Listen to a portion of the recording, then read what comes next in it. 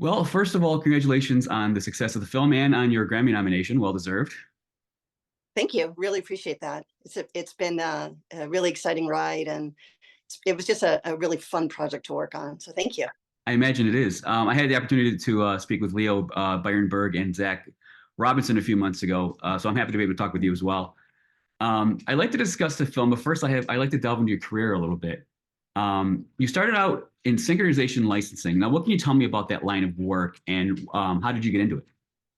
Sure. So yeah, I literally started working. I was still in college. I hadn't even finished graduating college, and happened upon didn't really know what I wanted to do, if I'm really honest. Sounds familiar. Uh, but being born and raised in Southern California, everybody works in the industry in some capacity. So, dear friend of mine who's in marketing at the time for A&M Records connected me with the publishing arm, and really I didn't even know what synchronization licensing was. I didn't even know what music publishing was, and it just it blossomed. I got very, very lucky to work for Herb Alpert and Jerry Moss's publishing company, just leading up to the merger, or rather the sale of it to Universal. And the great thing was, with such a small company, and it was really run like a family, you really learned everything that was tossed at you. And we were a very small department. So it really didn't matter what type of project it was. It could be a commercial, it could be a film, it could be a television show, it could be a sample clearance. I pretty much had to learn how to do everything very Wow. early on. And that's so I know how to do both sides, having worked in publishing before. And it really, I think, set me up to be able to lean into the creative as my career progressed. Was it something So you found you had a passion for initially? Was it something you kind of fell into, or is it how long were you in this field before you realized this is something I could have a long career with? I did so immediately. Once I got into it, I was like, oh my gosh, this is like I can't believe this is what I get to do. And at the time, I was renting a tiny little apartment on Sunset in Doheny, and little rent controlled apartment. And I was making no money, of course. And I was like, oh my gosh, I don't care. I can, frozen burritos. Yes, I can make that work. But I'd also, I was kind of a geeky little kid, because um, I was that kid who spent all of my time at the libraries on the weekends. And I was really, really caught up with watching old Hollywood musicals. And I didn't really know what it meant to put music with the visual. I didn't know what that meant. I just knew that I was obsessed with it. My walls were covered with old movie posters. One of the first, big bookstores and stuff that I went to when I was able to even drive was French's bookstore. And so I just found I was just so, I don't know. So even from a really young age, I didn't really know what it was. I just knew that I was really drawn to it. And I loved to be able to kind of ramble off facts about music and, old music and standards. And that was really something I was quite passionate about from a young age. I just never knew I could actually make a living at it. So the moment that I got my foot in the door and started doing it and realized what an amazing industry it is, and the people I got to work with, I really never pursued anything else. I never did. So You founded your own company in 2000, yes. music rights. What was it about that point in your life you decided I'm going to go off on my own and do my own thing? Well, interestingly, I had been in a relationship um, with a woman who had gotten ovarian cancer. She was a tad bit older than me, and I needed. It was a really hard thing, because I had been offered a really good position at Universal on the label side and soundtracks, and also working with Rhino Records. This was in the late '90s. And I really was at that point in my personal life where I felt I really needed to be able to have some flexibility to also be a caregiver. Sure. And, and so going out of my own, really, it wasn't, I'd always thought, like my dream was I wanted to be able to like continue to work either in publishing or to actually pursue and accept and actually really take that job at a record label. So opening up my own business wasn't the decision that I came to lightly. It was really more, it was driven by my personal needs at that point. Right. Um, then she did end up passing away shortly thereafter. But at that point, I'd had so many wonderful friends and colleagues of mine, I suppose, who really wanted to see me give this a go and wanted to see me be successful. And within even my first year in business on my own, I was able to show a profit and also be able to work on some really fun projects. Even from the very beginning, I had some really wonderful clients. I mean, literally 2 months after going out of my own, a dear friend of mine, Wendy Christensen, she and I had known each other since we were in our early 20s. And Wendy connected me to Fox Broadcasting. And that's really the moment that happened for me, was the moment that my business just started leveling up, was Sure. to be able to have a big client like that. So long, that's unfortunate. Sorry, that's a very No. rambly, long answer to how I ended up opening my business, but I can't be more honest about it. It wasn't like I had some crazy epiphany, like I want to be a business owner. It was this is what I needed to do to kind of satisfy where I was in my life emotionally and personally, Right. and my experience and the people surrounding me um, allowed me to really leap into being a business owner. Now you mentioned Fox was one of your first early big clients. You've accumulated some pretty impressive clientele since then. What do you attribute that to? Um, I I always put my client first. I'm not, I really don't have an ego when it comes to the work that I do. I think that with Fox, I was working with and continue to work with all these years later. One of my, she started out as just a calling. Her name is Mamie Coleman, and she has really been um,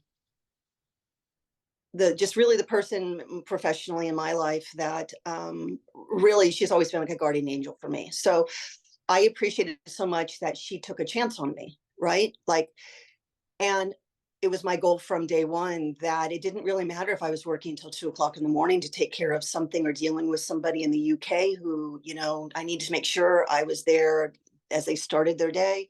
She and I would tag team very early on projects together. I always just wanted for her to look good. I was so appreciative, and I had such gratitude and continue to have much gratitude to her, um, that I would do anything and everything. And I put all of my energy into just really taking care. It was really more that, yeah, I attribute that, and I attribute the ability to have gotten a lot of these other really wonderful clients over the years, because I really, like I said, I don't have ego. I'm just as happy if I'm in the lead on something, or if I'm also in a support role to somebody. To me, it's let's just get this done and come together and put together something that's absolutely amazing. So, if I'm hired to music supervise, I'm thrilled. If somebody calls me and says, we've already got a supervisor on board, but you are a great music clearance person, we'd love to be able to hire you, your company, I'm just as excited. So, it's not about um, I don't know. I think it just always goes back to just being so grateful that I get to work in this amazing industry, and there's really nothing or nobody that is beneath me, because I started out as an assistant too. So I Right. know everybody, their projects are really important to them, even if there's not a big budget. It's a really important project, and I honor that. What would you say are some of the biggest challenges in obtaining music and clip clearances? Budget. Certainly, I think budget, and the amount of time sometimes that we're given to actually get those clearances pushed through. Um, it's really where I end up relying on my licensor friends. I reach out, and I think this is where I've been over the years, because I've been able to build the business up and to have so many varied types of clients and projects with very significantly, like, huge budgets down to more moderate budgets. But the people that my team and I work with with publishers and record labels and all of the people that we ultimately do those deals with, I feel like, I'm not a person who's ever going to be crying wolf to get somebody down on their fees. I don't believe in it. I worked in music publishing. Not every project is an emergency. Not every project doesn't have any money attached to it. Like, I've been there. Let's not play that game with each other. So because I don't operate that way and I don't negotiate that way, nor does anybody on my team, I really believe that we get such good feedback from licensors who understand when we're going out and saying, listen, unfortunately, I need to be able to turn this around, and I've got until 5:45 to do it today, and this is the budget. And people know, like, I'm not blowing smoke. Like, unfortunately, this truly, truly is the situation. But I feel like over the years, we're always very honest with licensors about budget, very honest about, with MFNs and honoring MFNs, and being very candid and very honest just about the way that we do our deals. And our paper, the way that we paper deals is super, super tight. And we make sure that people get paid on time. So again, it's a dance, right? You want for licensors to want to work with you, and you want to take care of your licensor friends as well, because it makes them look good, right? If they're able to close a really big deal, get a really, a crucial placement, or a deal that garners a very hefty license fee, that bodes well for them. So, I look good to my client, and they look great to whomever it is at their company that they're reporting to. So it's all about, for me, the personal relationships with licensors, and just being very, I can't emphasize and stress enough, honesty. And that's one of the things that I do hear back from people. I hear a lot from licensors that that I'm incredibly friendly, like I'm easy to work with, and get a deal done. I believe that a person can be very, very nice and professional, and they don't have to be. I believe you can be a very nice person and also do a really, really good deal. Like, you don't have to get down and dirty just to get a good deal done. And that's the way I operate, and it's the way my entire team does. So I I think imagine people there like to. I imagine there have to have been a few that have gotten away from you that you could not land. Do those that did it stick with you? Or I mean, that's something you can brush off, or is there something, how do you handle that personally? There have been, and really, yes. And I never take it personal, because I know it's not about me, and I really know it's not about my client either. And 9.9 times out of 10, it's not about the project or the use itself. It really does come down to budget. Sure. So when those do get away from me, I just make sure that my client knows, like, this is, one of the things I will always do is, like, if I get a denial on something, even if it's a really big thing, it's always, are we looking at it? Is this a creative denial? Is this a monetary denial? Is there something that we can do to counter with? Can we sweeten the deal? Can we make some adjustments here? And at the point at which, if something's not going to run through, if it's just not going to happen for whatever reason, and again, I do find that most of the time it's because of budget, then what I do is I just make sure that my client we've got some really nice, backups in All place, right. and get the green light to pursue those, and then land that. So always want to make the client happy. Always want to get whatever I've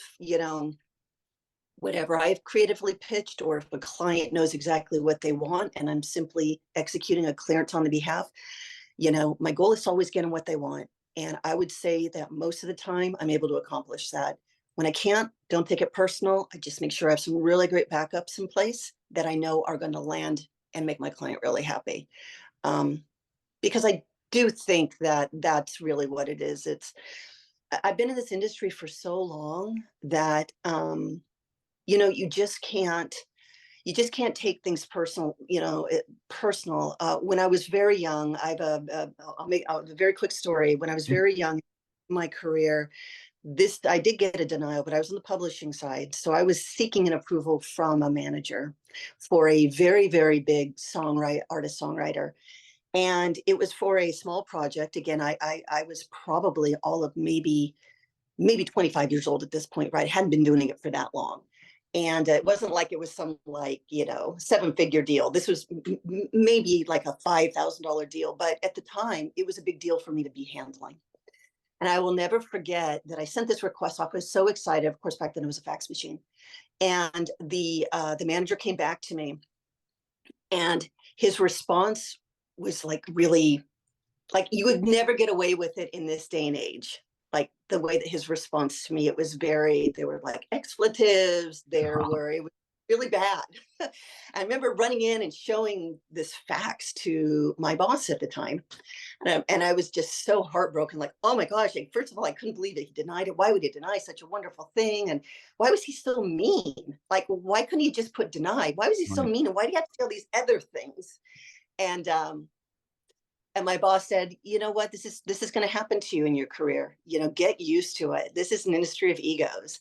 And we tacked up that email, or rather that fax. Again, I'm so email fax. We tacked up that fax in the fax room, and it stayed there for several months, and everybody could see what a jerk this person Wow. had been. So I got that very early on, and I just kind of feel like if people are going to be a jerk or something, they're probably like, they might want to find a different industry. Like, come on.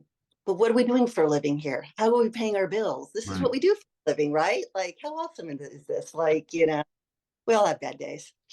Can you talk about you move obviously, like I said, you do both music clearances and music Mhm. supervision. Can you just talk about the differences in your duties as a music supervisor versus just doing music clearances? Sure, absolutely. When you're music supervising, my process, I think it's very similar to the way that other music supervisors work. But my process first is reviewing the script. So sitting down and going over the script and looking for, because, whoever has written the script, or a director, producer, they're all going to have input as well in terms of songs. Like, you're going to, I'm at it as you're reading through, you're like, they have like their wish list of songs that they want, right? So you're kind of going through and making these notes of, okay, well, they've got that there and they've got that there. And then you kind of sit down and come up with, alternates, and also give them, come up with ideas for places in the script that don't necessarily, they may not have thought required music. And then at that point, literally coming up with, like, I'm always, if there's a directive from a, even if I'm music supervising, if there's a directive of, I really, really want this song, I'm going to pursue it for them. But again, that's where I'm also going to be finding a song that is either, it may be complete opposite in terms of tempo.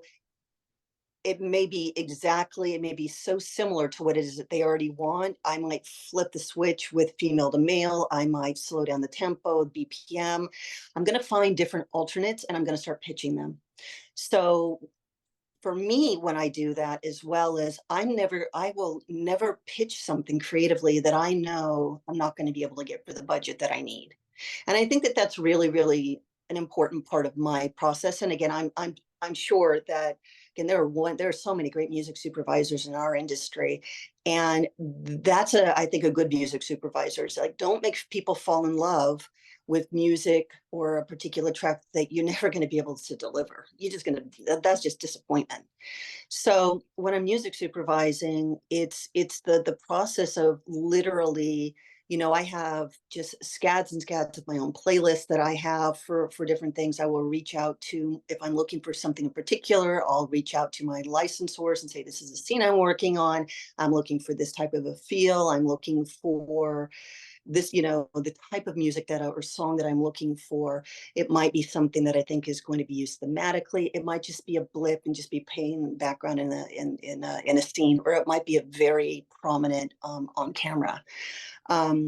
So, I'm at the same time, I'm going back and forth with the production, because I'm always going to be, I will never approach things as a music supervisor that what I have, or what I come to the table with, is any more important than maybe somebody else on the production who may actually have an idea. And I might get an email from somebody that is, in a support position, who says, would you guys ever, I don't know, this, I heard about this one, or came across this.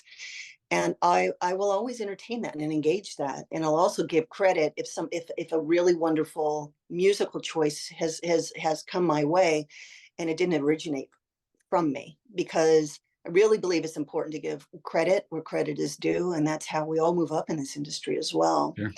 Um, and so that's really my process. It's also really sitting down and working with, just to, then comes all the on-camera stuff, and that's where really the scramble comes in, is, oh my gosh, we have to make sure we can't even film these things unless we have all these deals done. So it's making sure that we feel very comfortable about these on cameras and the music that's being chosen is going to support those uses. And then just very, very, not aggressively, but yeah, maybe aggressively, Hmm. really doing that, getting on the horn with labels and publishers and talking about the film as a whole and seeing where there might be other opportunities, to be able to license quite a bit from a particular source or a few sources, to be able to get some volume discounts. And as long as it works creatively and the producer or the director likes the music that comes as a result of that, then we're in a win-win situation. Sure. So that's really, it's just much more of a creative involvement for me, and being open to it and listening to the music that people also say that they want. If I'm asked, there's sometimes I will sometimes work on something even at a very creative position, capacity, where I never step foot on set because what I've done doesn't require that. It's like these are just very straightforward uses. Like, Right. and then other times where I'll be in a spotting session, and you see what's working, what's not working. So a little bit of both. So it's just really that line. I always look at it this way. I mean, I know that as I said, supervisors will. There are some supervisors that don't like to do their paperwork. They want to just be fully focused on the creative. Um, and then there are others like myself who do both, who kind of do both. Um, I like I would never outsource anything on a project, just because between me and my team we know how to do everything. Plus I like for it to be all contained, and at any point if I get a call at 11 o'clock at night, I can easily speak to every single aspect and stage, of a yeah, of a project. Now, how did you get involved in this project? Did the producers reach out to you for Weird, or was it how did you get involved in it? Yeah, Whitney Hodak, um, who is at Funny or Die, she reached out to me. I've worked on several projects for Funny or Die. Before that, I worked on Between Two Ferns for them. And Whitney, whenever she has an opportunity to bring me on as a supervisor, or even just pure clearance. So it was Whitney Hodak reached out to me from Funny or Die. This is a very music focused film, a lot of which is Al's music, his body of work that you're working with. How did that affect your job? Well, Al and Eric were very clear that we had to get certain songs, because certain things were just written right into script. No way around that. The challenge there was the budget. We really were working on a shoestring budget. And when you have all of the music and you're also dealing with a lot of music, and prominent uses of music that Michael Jackson's estate is involved with, in particular Eat It and Beat It, a lot of challenges.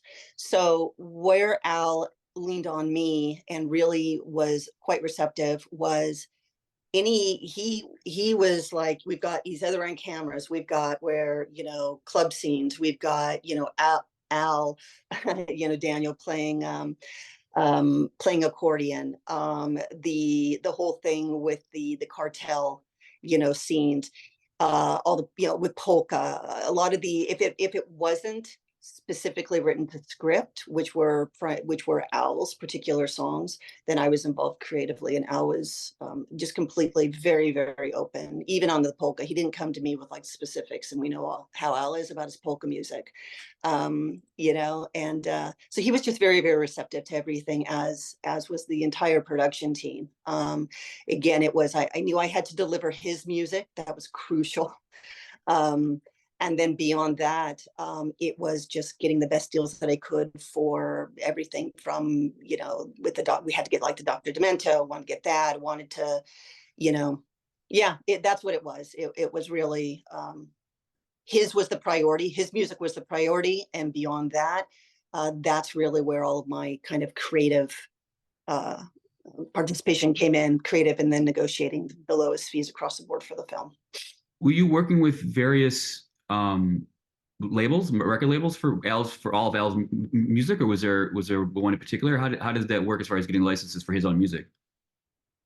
Yeah, so with Al's music, we were dealing with Sony, Sony Music Entertainment a lot for most of Al's music, and then even many of the compositions as well. I relied a lot on Universal Music, Sony Music Publishing, and so fortunately, a lot of his music ended up being with. There were maybe 12 different deals 12 different people I had to do different deals with in total. About 15, about 15. Wow. But some of the bigger ones were most definitely in the Sony, within the Sony family and Universal. So I was able to knock off quite a bit there, and then it just came down to money. Right. It really came. Was there any uphill battles as far as this job was concerned? Certainly, it was really, I think, with the Michael Jackson music. Yeah. And that's just because in general, Michael Jackson, anything that is Michael Jackson performed, written, I mean, he's iconic. And his music is costly, and there are different layers of approvals, and you're dealing with the estate. And fortunately, we really had a lot of support from Sony Music Publishing and the record label. Holly Mate-Luber on publishing end, and Crystal Gisantana Ross really, really went to bat, and really had those tough conversations. And a lot of it was supported with script, and a lot of it was, there was a lot of needed to see script. We needed to make sure that, really, because it was used, that in particular was used, I think it was 5 or 6 times throughout the film. So it was really, just making sure that it was being used in a way that really properly represented it, wouldn't be seen as any type, there would be no folly behind it. It was really, yeah, I mean, listen, it was really, I think that beat it and eat it. Right. Michael Jackson, but again, Did his estate have any issues with how it was twisted in the film as far as it being stolen? Was that something they had any issues with at all? no, no, they didn't. Just because I think that, again, we shared script. We also shared some actual video clips as well to support some of the uses. And I think that, everybody knew that just the whole thing about Al in general was, this was just going to be a very playful movie. Right. Serious to a certain degree, but at the same time, just, very playful. And I think that people really understood what Al was trying to achieve. And even when we would talk about things, it was still like, true, untrue, none of us really knows. I guess we'll know at the end. And fortunately for us, the licensors, the Jackson estate, but all the licensors in general, really, I believe, appreciated and supported what he wanted to accomplish. Sure. And we didn't really get pushback for that. I think that people really wanted to make this happen for Al. Everybody really is a big fan of his and wanted to see this film be a success for him. How did you find out about the nomination? Well, I read about, I had seen the morning that they were announced, but I wasn't sure because I was reading and double clicking. Like, I don't think so, because it didn't specifically see my name. Right. And I'm not gonna lie, you want to know how the first time when I knew it was legitimate, it was Stephanie and Will. Oh yeah. Yes, it was. And I was like, oh wow, well, they're reaching out to me. This must be legitimate. Because of course, in my mind, I just was questioning everything. Like, no, that can't be right. Well, Really? I read that music supervisors weren't eligible until like what's 6 years ago, they weren't eligible for the category. So that's I mean, it would make sense to me that you wouldn't necessarily assume. That is exactly why I didn't assume. And I handed over to my business partner, and I said, I mean, it does say in corresponding music supervisor, but I don't know. I questioned it all day, and literally Stephanie reached out to me and toward the end of the day with a congratulations on your nominee, and I was like, on your nomination, I was like, oh my gosh, that is when I actually, it clicked for me that it was truly legitimate. And then literally, like, then I started getting all these things from the Recording Academy. Right. But it's a funny thing. That's how I found out. You've got some pretty stiff competition.